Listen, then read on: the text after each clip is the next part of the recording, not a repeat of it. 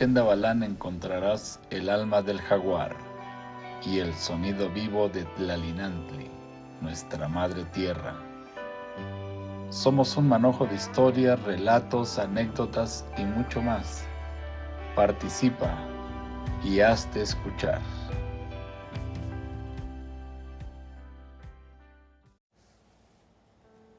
Porque el que da una palabra al peregrino, entrega la luz de una luna llena para alumbrar el camino.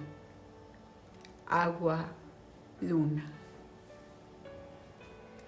Aquella noche no era tan rotunda y oscura como otras. Había luna llena, pero también muchas nubes alrededor de los cerros. Eran nubes ya vacías y fatigadas de tanto llover. La sensación de frescura que se sentía era por el aguacero que languidecía. En un chipi chipi, manteniendo las hojas de los árboles en un movimiento que también era frágil, igual que el riachuelo que corría a la orilla del camino.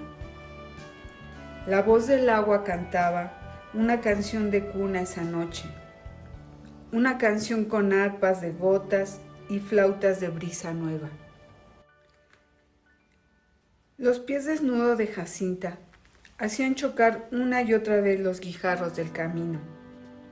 Bajaba hacia el pueblo, sin premura, despacito. Sabía que el tiempo no la traicionaría, porque lo sentía suyo y de él. La luna ya estaba plena sobre sus cabellos negros, tendiéndole un camino que le parecía nuevo por hermoso y limpio. De San Lorenzo a Rincón de Buenavista, el pueblo, son 1:30 de bajada. Esto lo tenía presente Jacinta.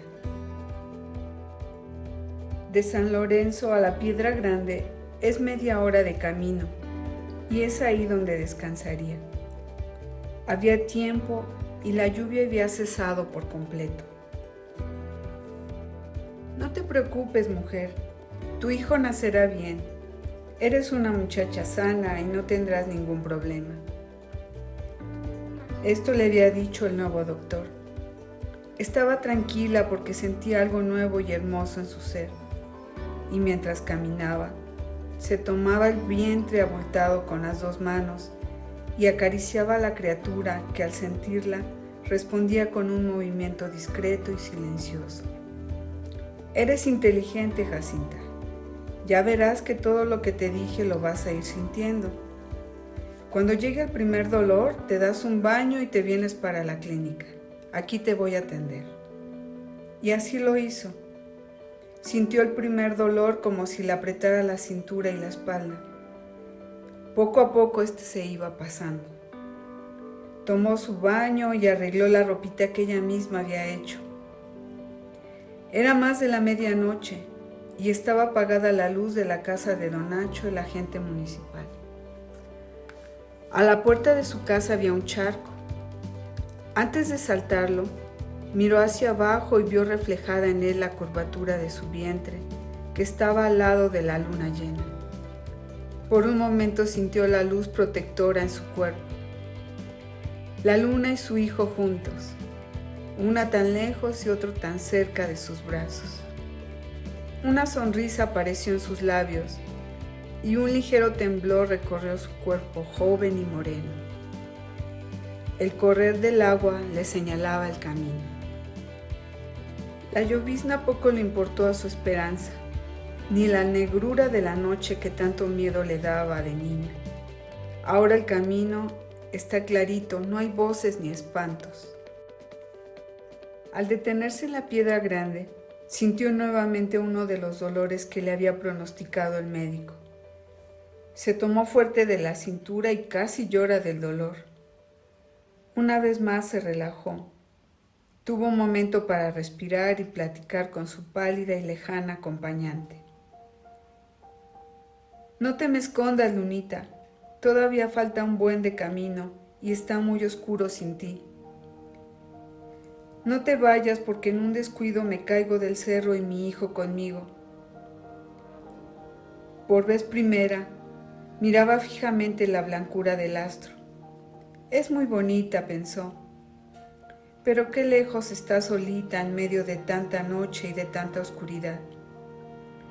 Y sintió tristeza por ella al recordar su soledad y abandono. Comparó la noche con su jacal y a la luna con ella misma.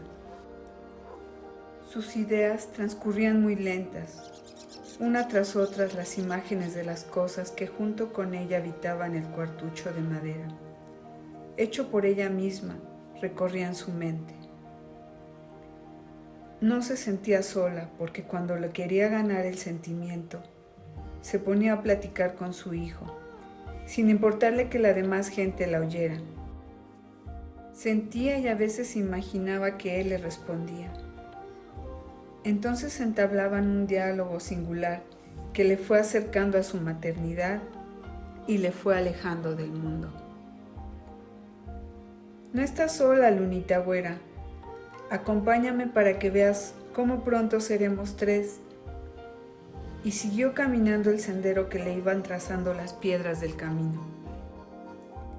Poco a poco, sus piernas se iban entumeciendo, y cuando llegaban los dolores, le era más difícil aguantar. Se recargaban las paredes rocosas del cerro para soportar las punzadas que también aumentaban en intensidad y número.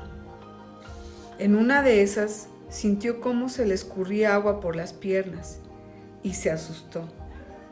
Por primera vez el miedo le invadió, haciéndole brotar un llanto seco y amargo. Miró a su alrededor y sintió que la observaban. En sus ojos nublados se formaban figuras grotescas con la sombra de los árboles en movimiento, proyectaban en el piso. Se contrajo sobre su vientre, protegiéndolo. Gritaba angustiada que la dejaran en paz. Aceleraba el paso. Casi corría y se tropezaba. En eso llegó un nuevo dolor que la detuvo en seco.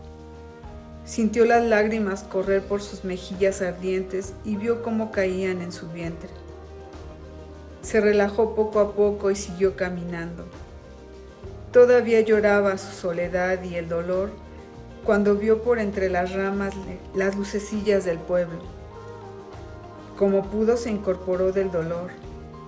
Abrazó fuertemente el molotito con la ropa de su hijo y siguió caminando.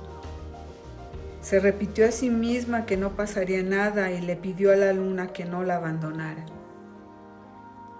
Clarito escuchaba los murmullos del monte, el caer de las gotas de las hojas en las piedras del camino, el ruido intermitente del agua, el croak de las ranas y los sapos, el enjambre de grillos que quieren romper el silencio.